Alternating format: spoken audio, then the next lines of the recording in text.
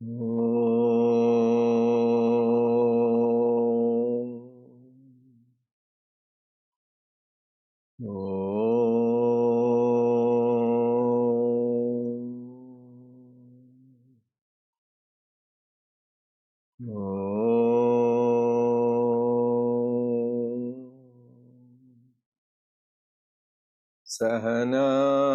Vavatu Sahana Bhunaktu Sahaviryam Karavavahai Tejasvinavadhitamastu Mavid Vishavahai. Om Shanti Shanti Shanti. May the Lord protect us. May He nourish us. May we acquire the capacity to study and understand the scriptures. May our study be brilliant and may we not cavil at each other. Om, peace, peace, peace unto us all. Dear brothers and sisters, loving Sai Ram to all of you. We welcome all of you for the online satsang of the Sri Sathya Sai Baba Center of Arcadia. So today we are continuing the study circle on Sutra Vahini. As I said, this is the commentary written by Swami on Brahma Sutras. This is one of the three scriptural texts, the Prasthana Trayam, along with Bhagavad Gita, Upanishads, and third one is Brahma Sutras, which are written by Badarayana. And there are many bhashyas, commentaries, and it is wonderful to see the commentary from the avatar himself. So we covered the 4 sutras already. So we started last week on the 5th sutra. There, Ichate na Ashabdam. This is the name of the sutra. In the first one, hope you remember the first one. Don't lose, this is all connected like a link. If you lose the first link, then everything is lost. So first one is Athato Brahma Jijnasa, because only after you have these qualifications, you are. So if you don't have that, then we can't have all these links will be lost. So we need to make sure we always remember the previous sutras, at least the major things, that how the various scriptures came from Brahman. So this one, Ichateto na Shabdam. So Swami was talking about, and even the sutra, people think about so many things about creation. The creation came from Mola Prakriti. There are various philosophies. So let us not go, we are not philosophers. We want practical knowledge, not theoretical knowledge. How to live in this life with peace and joy. That is the whole purpose of everybody, whether you believe in God or not, but everybody wants to be happy and peaceful, right? That's all. So that is the secret which our scriptures show. So it is for philosophers to discuss the various theories. It is nice to know, but mainly to live in the life, what you need is practical knowledge. That is what these Upanishads and Brahma Sutras and more so Bhagavad Gita, the Lord Krishna has summarized the knowledge of all the Upanishads in the Gita. So here in this Upanishads, so everything you see, so he says as it is described in the Upanishads, comes from Brahman. So we should have a clear concept. Let us not go into theory. The Vedas are called Apaurusheyas. They didn't come from any human being. They are called Apaurusheyas because they are the breath of God. So it is like God's thing. They are revealed to the sages. Just they are not written by God. So that is why they are called Shruti. Just they heard in the deep meditation, the sages, they heard these truths came and they jotted down. That is why they called Shruti. And they also transmitted this from generation to generation. So the revelation was that everything is Brahman, nothing but Brahman. This whole universe came from Brahman, lives in Brahman, ends in Brahman. And the first thing which comes to represent this Brahman is Om. That is how the creation started, with Om. That is why called Om Ityekaksharam Brahma. That's why Lord Krishna says Om Ityekaksharam, only one letter, that is Brahman. As we were talking about, this is PP call, person to person call to God. If you call Om, he will respond to that. Then also even the great yogic master Patanjali also emphasized the power of pranava. They say pranava upasana is so much, takes it to that. So if it is this Nirguna Brahman, because Brahman, so people get confused in even yesterday, Sarvam Kalvidam Brahma, it is written. There it means Brahman. There is two words in Sanskrit, Brahman and Brahma. Brahma is creator. Brahman is nothing but attributeless, formless, and the reality which is beyond time, space, and causation. That is called Nirguna Nirakara Brahman. Brahman is ultimately, as you can think of a vast expanse of water in ocean. There's no form name, so just it looks like that. Same thing you can imagine Brahman. Closest example nobody can describe it, is to be experienced. Like Akasha, the air, the space, you cannot describe it. Similarly, the expanse of water, similarly, it has no name, no form, no attributes, no time space. That is the ultimate reality of God. That is what God says. Then, but we cannot understand that, right? So then God comes in the form of Saguna. That is called Saguna Brahman. God, who has beyond name, forms, attributes, takes a name and a form so that we can relate, because we have body consciousness. If you want to understand that, we cannot. So we need a name and a form. Even the Semitic religions like Judaism, Islam, they don't believe God with name and with a form.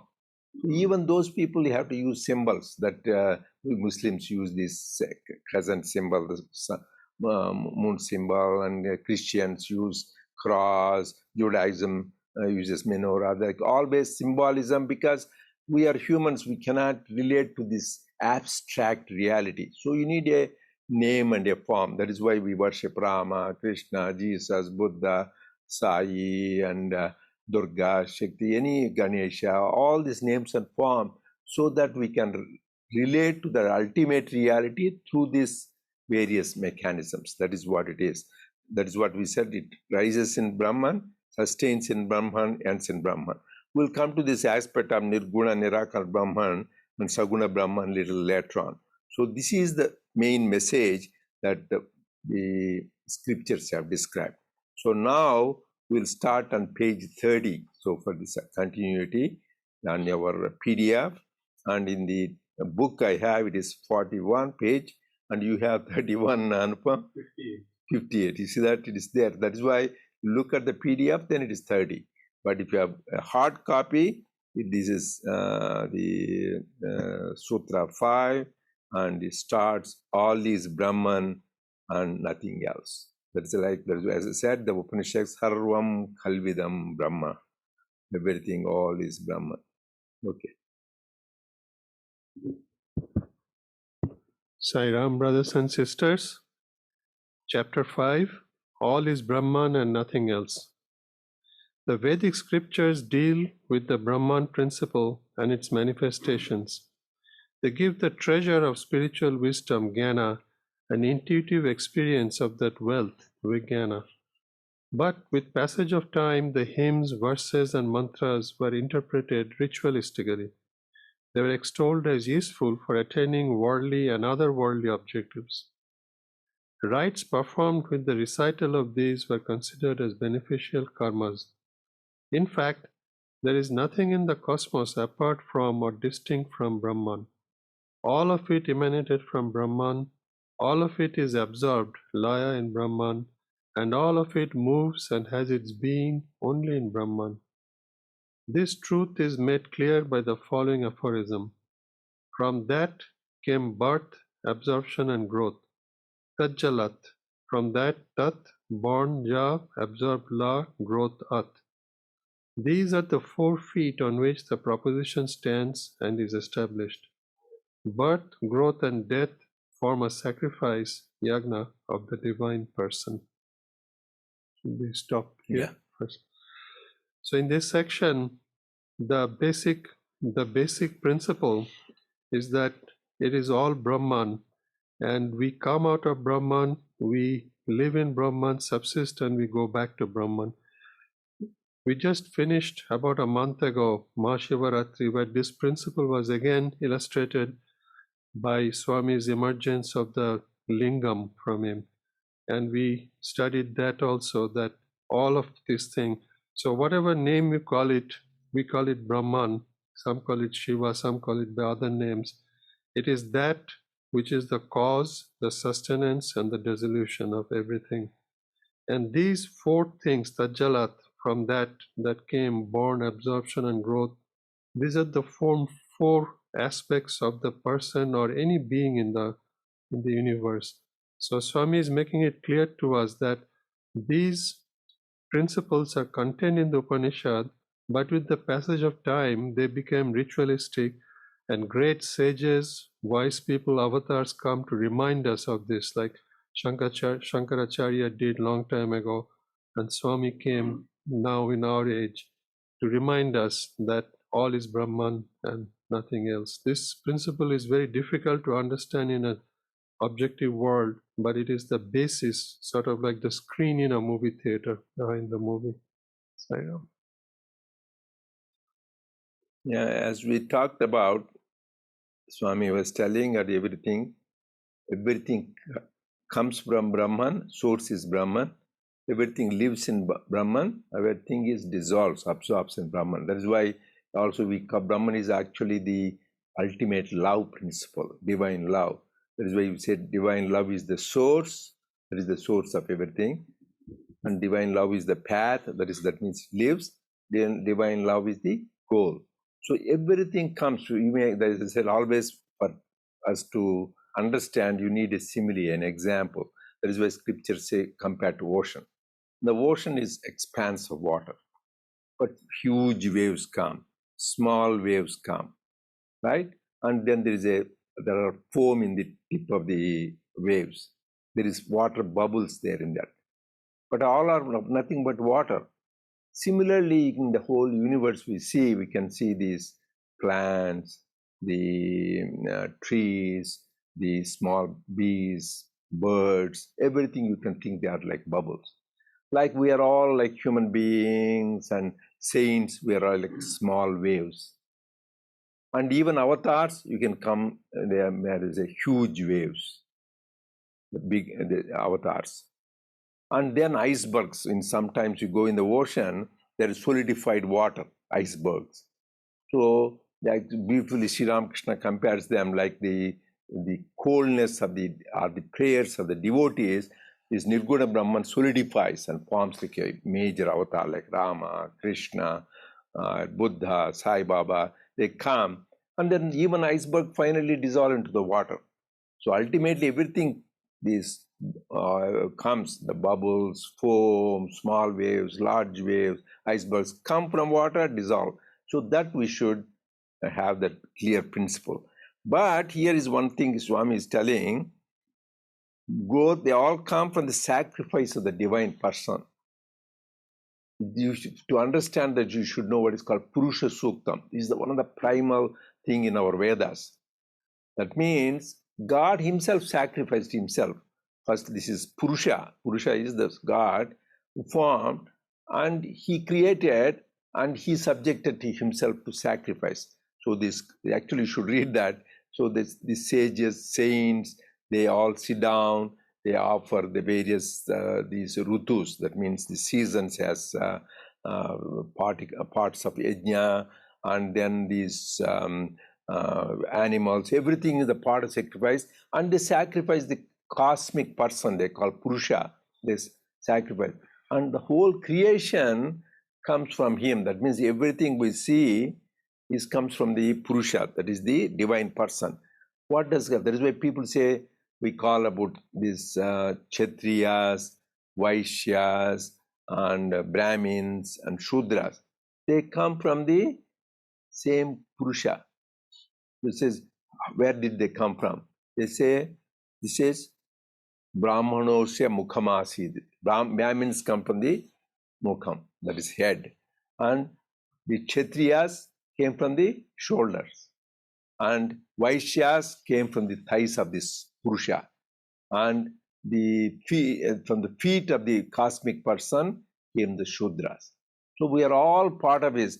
It is not like a caste. That means Brahmins are who are the thinkers. Always they think. They are the one who are very always spiritual practices. They are Kshatriyas. We need all kinds of people in the society. Kshatriyas who are the one right now fighting for their country, fighting for their society, and the Vaishyas who supply goods to everybody, the business community.